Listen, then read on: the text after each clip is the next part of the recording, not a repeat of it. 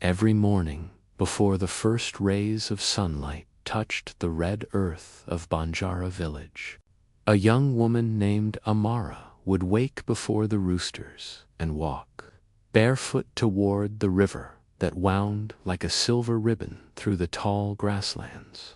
Her mother used to say that the river was alive, that it carried the whispers of ancestors and the secrets of gods. But Amara never listened too deeply until that fateful day when everything changed. She carried 2 clay pots balanced perfectly on her head, their surfaces cool against her skin, and as she walked, the world stirred slowly awake around her, the soft cry of weaver birds weaving their nests, the distant bleating of goats, the smell of wet earth rising with the morning mist. Her routine was always the same. She would stop by the old wooden bench beside the water, a bench that had stood there for as long as anyone could remember. There, sitting in his quiet dignity, was an old man wrapped in a worn kente cloth, his skin wrinkled like the bark of an ancient tree, his eyes as deep as the river itself. Amara had been giving him food and water for almost 3 months, yet she still did not know his name. She would leave a bowl of warm porridge and a calabash of river water beside him, and he would nod in silence, his eyes filled with a gratitude too profound for words. She never asked who he was. The villagers whispered that he was a spirit in disguise, perhaps a messenger of the ancestors, or a cursed wanderer paying for sins long forgotten. Others warned her to stay away from him, saying the river spirits did not like humans meddling in their affairs. But Amara was not afraid. Her late mother had taught her that kindness was a light that even darkness could not swallow. And Amara's heart, though small, carried enough light for a world that often forgot compassion. One morning, however, something felt different. The wind was colder than usual, and the sun hesitated behind heavy clouds. When she reached the bench, her heart stopped. The old man was gone. For the first time since she had begun helping him, the place felt empty, as if the river itself was holding its breath. She called out softly, "Old father," but her voice was swallowed by the mist. Only the sound of rippling water answered her. She sat down, confused and strangely saddened, feeling as though a part of her routine, of her very morning soul, had been stolen. She decided to wait, staring into the river's moving surface. Minutes passed, then an hour. Just as she was about to rise and leave, a sudden gust of wind swept across the riverbank, cold and fierce, bending the reeds and stirring the water into restless circles. And then she heard Ita whisper, faint but clear. It spoke her name, Amara. She froze. The pots in her hands trembled. No one else knew she came here this early. Slowly, she turned her eyes to the water, and what she saw made her blood run cold. The reflection in the river was not hers. It was his. The old man was standing right behind her in the reflection, his eyes glowing faintly, his lips moving soundlessly. She turned sharply, but there was no one there. Only air, heavy with the scent of rain and something older, something ancient. The pots slipped from her hands and shattered against the rocks, spilling water that merged with the river's edge.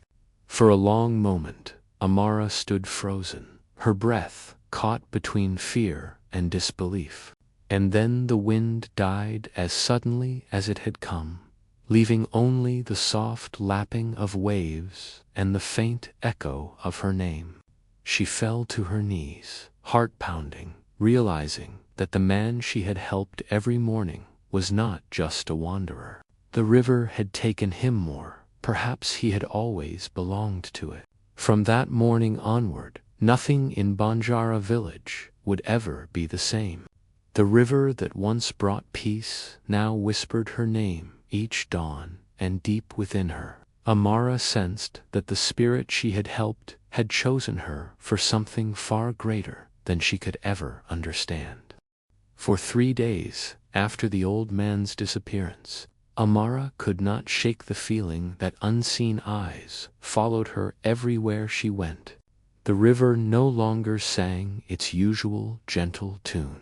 Instead, it murmured in a low, broken voice, as if mourning. The villagers went about their daily lives, children chasing goats through dusty paths, women pounding yams, men mending fishing nets. But Amara's world had grown strangely quiet. Each morning, when she tried to return to her chores, she heard faint echoes of her name floating through the wind. The same soft voice that had whispered by the river that day. At first, she thought it was her mind playing tricks.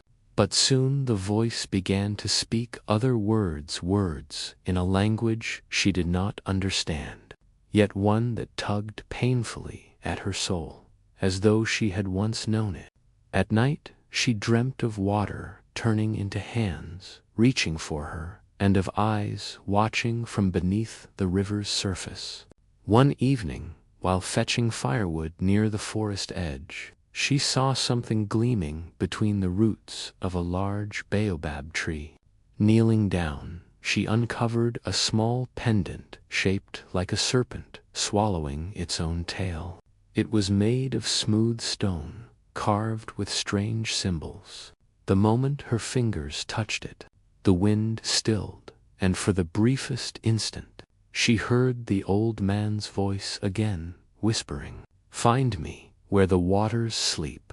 Terrified, she dropped the pendant and stumbled back, but when she turned, she saw an old woman standing a few feet away, her face hidden under a blue shawl. "You should not have touched that," the woman said in a trembling voice. "The river spirits do not forgive curiosity." Amara's throat tightened. "Do you know the man who sat by the river?" she asked. The old woman's eyes, dark and glistening, narrowed. "He was not a man-child. He was the keeper of the forgotten waters." She took a step closer, lowering her voice. "He waited for the one who would hear the call. You heard it, didn't you?" Amara could not answer. The air between them felt heavy, as if charged with invisible power. "You must leave that place," the woman continued urgently, "before the river claims what it has chosen." But Amara, though frightened, felt something burning deep inside her, a stubborn pull that refused to let go. "If he needs my help," she said finally, "I will go." The old woman's face softened, but her eyes were filled with sorrow. "Then may the ancestors guide you, because what sleeps beneath those waters should never wake." With that, the stranger turned and vanished into the trees, as though she had never been there. That night, Amara sat by the dim light of her fire, staring at the pendant now resting in her palm. Somehow it had followed her home, though she had left it behind. It pulsed faintly, like a heartbeat. As the moon rose high, she felt the whisper again, calling her name from beyond the hills, from the direction of the river. It was no longer just a voice, it was a plea. She could almost see his face in the flickering shadows, his eyes begging her to come. Amara knew that if she followed the voice, her life would change forever. But she also knew she could no longer run from it. Just before dawn, she packed her small satchel, took her mother's cloth for comfort, and began walking toward the river, her heart heavy with fear, but also with purpose. The wind rose once more, carrying her name across the plains, and in its whisper, she heard the river's promise, "Help me, and you will know who you truly are." The path to the river that morning felt different, heavier. As though each step Amara took sank deeper into the earth's heartbeat. The mist clung thick around her, veiling the world in shades of silver and blue. Every tree branch seemed to lean toward her, whispering secrets through the rustle of its leaves. Her feet, though cold and trembling, moved on their own, guided by something older than her will. The pendant in her palm pulsed faintly with warmth, each beat syncing perfectly with her heartbeat. When she finally reached the riverbank, dawn had just begun to rise, spilling soft gold over the water. The bench was still empty, yet the air around it shimmered faintly, as though it remembered the man who once sat there. Amara knelt beside the river and dipped her fingers into the water, expecting the usual cool touch, but it was warm, almost alive. Ripples formed around her hand, and in them she saw faint images, villagers long dead, faces she did not know, and finally the old man's face. His eyes were full of sorrow, and his lips moved slowly. She could not hear his words, but she understood his plea, "Come deeper." The river began to hum, low and resonant, and the ground beneath her vibrated. She stood up, heart pounding, and whispered, "What do you want from me?" The answer came in the wind, faint but undeniable, "To remember." Suddenly, the sky darkened. Clouds swirled violently above, as if the heavens themselves had been disturbed.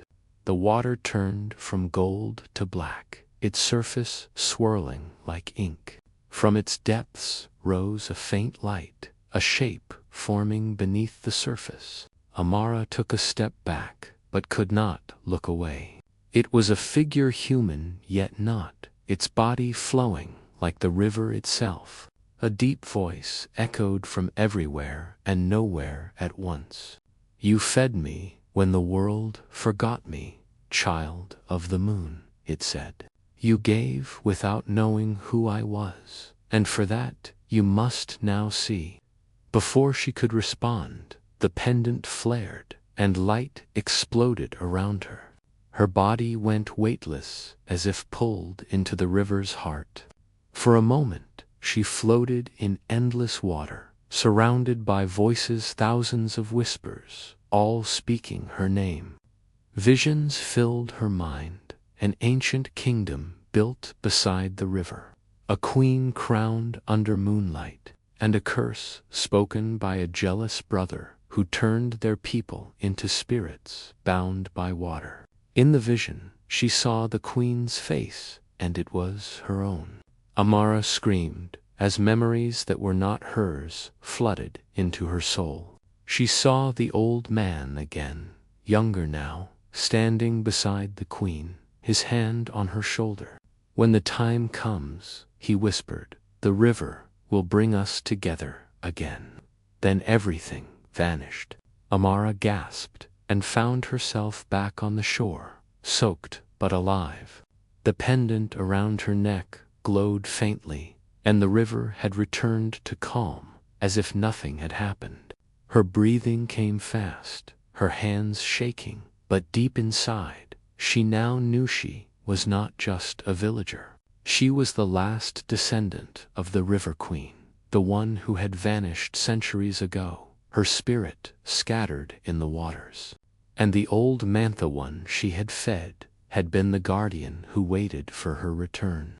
Tears welled in her eyes as she whispered into the quiet morning, "What am I supposed to do now?" The river answered with a single word, soft as the sigh of wind through reeds, "Remember." Amara stood, drenched and trembling, her reflection rippling in the golden water. Behind her, unseen eyes blinked open in the depths of the river, and a shadow moved below, watching her every step, waiting for her to fulfill the promise she no longer remembered making. That night, Amara could not sleep. The river's whispers echoed through her hut like 1,000 distant songs.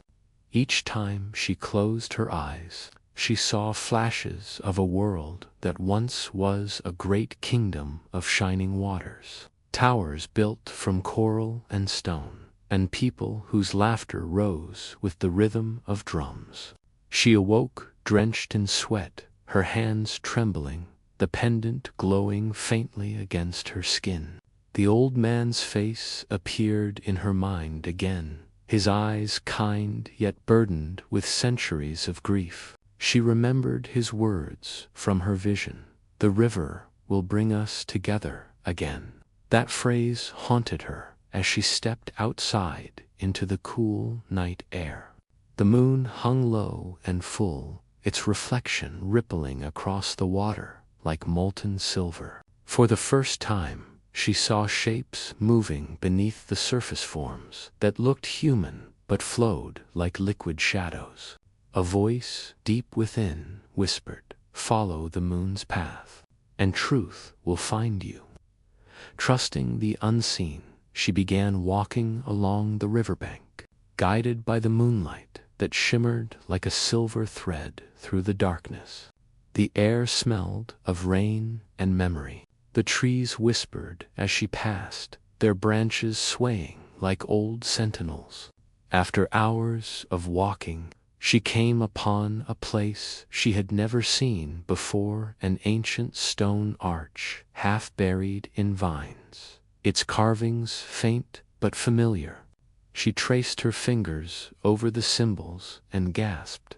They were the same as those on her pendant. The moment her skin touched the stone, the ground trembled, and a sound like rushing water filled the air. The archway glowed, and before her eyes the illusion of forest melted away, revealing a vast underground chamber bathed in soft blue light. Amara stepped through, her heart pounding. Inside lay the ruins of a city beneath the river itself, forgotten kingdom preserved in time. Crystal pillars rose from the floor like frozen waves, and in the center stood a massive throne carved from translucent stone. Upon it sat a crown floating slightly above the seat, radiating soft light. Amara's breath caught in her throat as she walked closer. When her hand brushed the crown, visions exploded behind her eyes. She saw herself as the River Queen, standing before her people, her voice commanding the waters to rise against invaders who sought to enslave them. But her brother, the Guardian, betrayed her to protect her from the wrath of the gods. In grief, she bound her own soul to the river so her people might live again when she returned. The betrayal had not been out of hatred, had been love twisted by destiny. The realization broke something inside her, and she fell to her knees, tears mixing with the glowing mist. "You were trying to save me," she whispered, understanding the old man's pain at last. The pendant pulsed with warmth, and a soft voice filled the chamber. Was him. "I waited through ages for you to remember," he said. "Only you can lift the curse, Amara. Only you can set us free." The throne began to hum, and light poured from every crack in the walls. Water spiraled upward, forming a figure beside Hertha Guardian, the same old man she once fed each morning. But now he stood tall, strong, his eyes shining like the sun on water. "You have to choose," he said solemnly. "Return to the world above and live as you are, or embrace what you were born to be, and awaken the river once more." The chamber shook as the walls began to crumble. Ancient power stirring after centuries of silence. Amara stared at the crown, her heart torn between fear and destiny. The whispers of countless spirits surrounded her, their voices pleading in harmony. Slowly, with trembling hands, she reached for the crown, knowing that once she touched it, there would be no turning back. As her fingers brushed its surface, a surge of power raced through her veins, and the waters roared to life, reclaiming their queen at last. The instant Amara's fingers closed around the floating crown, a surge of blinding light burst through the chamber, illuminating the ruins with liquid fire. The air trembled, and the water that had lain still for centuries began to swirl in vast circles, rising and folding around her like walls of living glass. Her body felt weightless, suspended between the worlds of flesh and spirit. Every drop of water shimmered with memories, faces, songs, and forgotten prayers flowing past her as though time itself had melted away. The pendant around her neck pulsed furiously, and she felt her heartbeat sink with the rhythm of the river until she could no longer tell where she ended and the water began. Her skin glowed faintly, veins running with blue light. She saw the guardian before her, the old man now young and strong, his robes flowing with ethereal energy. "You have awakened the river Amara," he said, his voice echoing through both her mind and the space around them. "But the curse has not yet been lifted. You must remember the final vow." His words struck something deep within her, and suddenly the world around her twisted, pulling her back into a memory older than her own birth. She stood on the steps of the ancient palace, the river kingdom alive once more. Around her, thousands of people cheered her name, Amara, the moon-born queen of the waters. She raised her hand, wearing the same crown she now held, her voice steady as she declared peace and protection for her people. But then came her brother, the guardian, eyes clouded with sorrow, begging her to listen. "The gods demand sacrifice. They will drown us all if you refuse."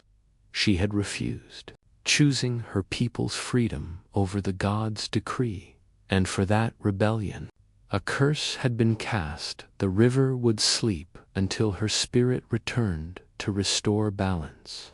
The scene dissolved, and she was back in the glowing chamber, gasping as the realization struck her. The old man had been her brother all along, the guardian who once betrayed her to save her from divine wrath, doomed to wait until she was reborn. Tears filled her eyes as she stepped toward him. "All these years," she whispered, "you waited for me." He nodded, a faint smile breaking his solemn expression.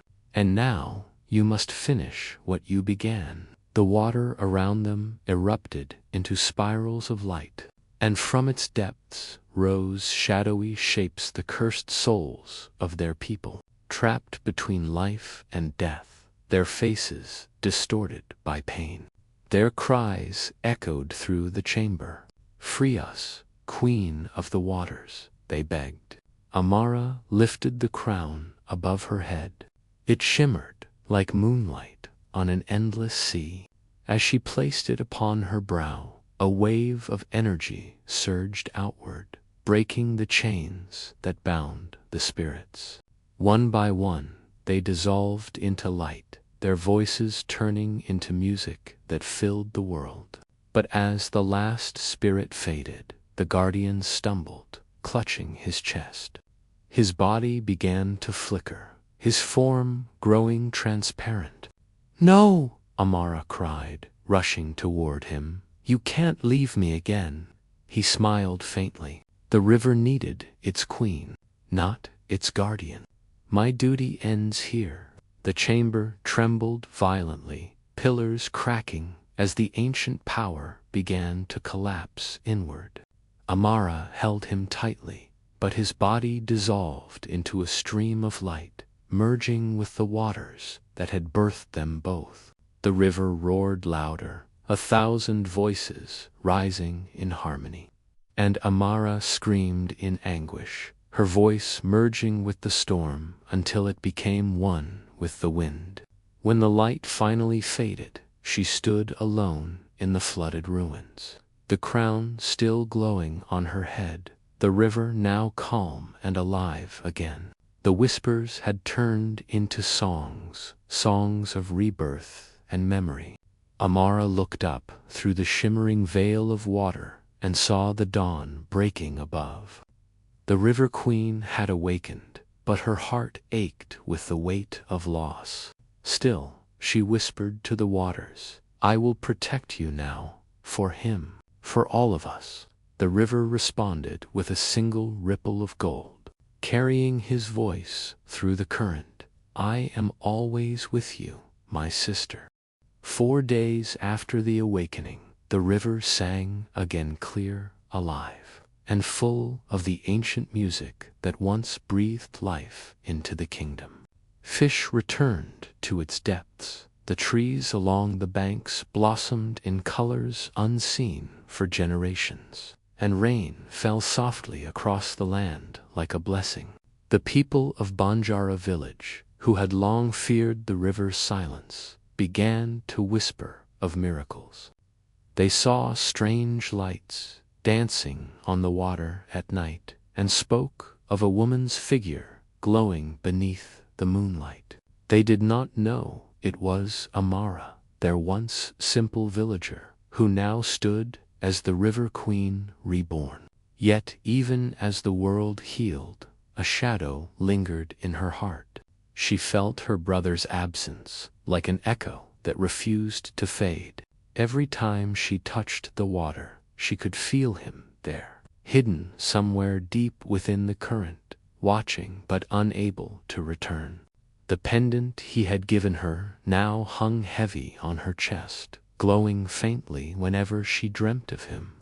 On the 7th night after the awakening, a storm unlike any before rolled in from the horizon. The sky darkened, and the winds howled with an ancient fury. The river churned violently, waves crashing against the banks as if battling an unseen force. Amara stood at the edge of the water, her eyes fixed on the rising storm. A low rumble shook the ground, and out of the swirling clouds came a voice deep, thunderous, divine. "You have disturbed the balance," it said. "You defied the will of the gods." The realization struck her like a blade. Freeing her people had awakened not just life, but wrath. The storm clouds twisted into the form of a colossal serpent, its eyes blazing like molten gold. It was Orokin, the god of the deep waters, the very one who had cursed her long ago. "You broke the vow, Amara," the serpent hissed. "No mortal, no queen, may undo what the gods decree." She raised her hand, water rising in defense, swirling into a shimmering barrier around her. "I did not break it," she shouted above the wind. "I fulfilled it. I gave the river its voice again. I gave your creation life." The serpent roared, and lightning split the sky. "You stole immortality, River Queen. You returned what should have remained bound." The winds howled, ripping through the trees, sending waves crashing so high they reached the stars. Amara's body trembled, her power surging beyond her control. The river rose to meet her, forming a vast dome of water that shimmered like glass. The spirits of her people appeared within it, surrounding her in a circle of light. "Do not fear him," their voices whispered. "You are the balance now." Taking a deep breath, she pressed her palms together and closed her eyes. The river responded, glowing with golden light. "Orokin," she cried, her voice merging with the storm. "You cursed us for seeking freedom, but even the gods cannot silence what was born of love." The serpent lunged, its body crashing through the waves, but Amara's power surged forth like a flood of stars. The river rose higher, wrapping around the god's body, binding him in chains of pure light. The pendant at her neck shattered, its energy bursting into 1,000 sparks that struck the clouds, splitting the storm apart. Orokin screamed as his form dissolved into mist, retreating into the dark horizon. When silence finally fell, Amara collapsed to her knees, her body trembling, the crown dim but still glowing faintly. The storm cleared, leaving a sky so full of stars it looked like the heavens had spilled their secrets across the night. She stared into the river's calm surface and saw not just her reflection, but the faces of her people smiling back at her hand faintly. Her brother's eyes filled with pride. "You did what even the gods could not," his voice whispered through the water. "You gave us freedom." Amara smiled weakly, tears mixing with rain.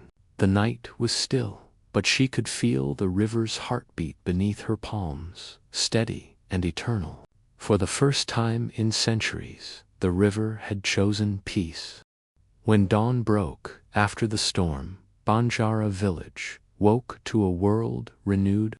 The river that once slept now glistened like polished glass, its current humming softly with life. Mist curled above its surface, carrying the faint scent of jasmine and rain. The villagers gathered at the banks, their faces filled with awe as they saw the woman who stood knee-deep in the glowing water. Amara, wrapped in flowing robes that shimmered like moonlight, her eyes radiant with ancient light. None of them recognized the quiet girl who once fetched water and fed an old man. Before them stood something greater, a living bridge between mortal and divine. She smiled gently at them, though exhaustion weighed on her soul like stone. The gods had retreated, the storm had passed, and peace had returned. Yet she knew the balance she restored came with a price. The river now pulsed with her essence, her life bound to its flow. Each ripple was her breath, each tide her heartbeat. As she stood before her people, a hush fell across the crowd. An elder stepped forward, frail man, leaning on a carved stick, his voice trembling as he said, "You are the spirit from the old tales, the one who vanished when the river went silent. You are the River Queen." Amara only nodded, her heart swelling with both sorrow and pride. "The river belongs to all of us," she said softly. "It remembers kindness, it punishes greed, and it rewards those who honor its truth." Her voice carried across the water like music, wrapping around the hearts of those who listened. That evening, the village held a great feast. Fires burned bright, drums echoed through the hills, and laughter filled the air once again. But while the others celebrated, Amara stood apart, her gaze fixed on the river. She could feel a stirring beneath its calm, surfacer, gentle pull, like the river itself was calling her name. Suddenly, the water before her rippled, and faint shapes began to appear. One by one, glowing figures rose from the river's depths, men, women, and children draped in light. They were the spirits of the ancestors, the souls freed by her hand. Their faces shone with gratitude and peace. Amara fell to her knees as tears streamed down her face. Among them appeared the guardian, her brother smiling warmly. "You have done what I could not," he said, his voice a soothing echo carried by the wind. "You healed what was broken." She reached out as though to touch him, but her hand passed through his glowing form. "You left me," she whispered. "I had to," he replied gently. "The river could only hold one of us. It chose you." His figure began to fade, but before he vanished completely, he added, "This is not goodbye. As long as the river flows, I will be there in every wave, in every whisper." the spirits turned their faces to the sky. And as the villagers watched in awe, they ascended slowly, their light merging with the stars. The night air grew still, and Amara felt a deep calm settle in her heart. She looked down at her reflection and saw not just herself, but the endless current of generations, her mother, her ancestors, her people all flowing within her. "I understand now," she murmured. "The river never belonged to me. I belong to it." As she rose, a gentle glow surrounded her body, her crown shimmering faintly. The water parted before her feet as she walked toward the center of the river, each step leaving trails of silver light. The villagers called after her, but she only smiled, her eyes soft and serene. "Do not fear," she said. "The river will protect you now." And with that, she stepped into the depths. The water embraced her like an old friend, closing above her head until there was no trace of her form. For a heartbeat, the river went still, and then it shimmered brighter than ever before. The people fell to their knees, whispering prayers of gratitude. From that day on, whenever the moon was full, they said they could see her reflection dancing on the water's surface, smiling, radiant, eternal.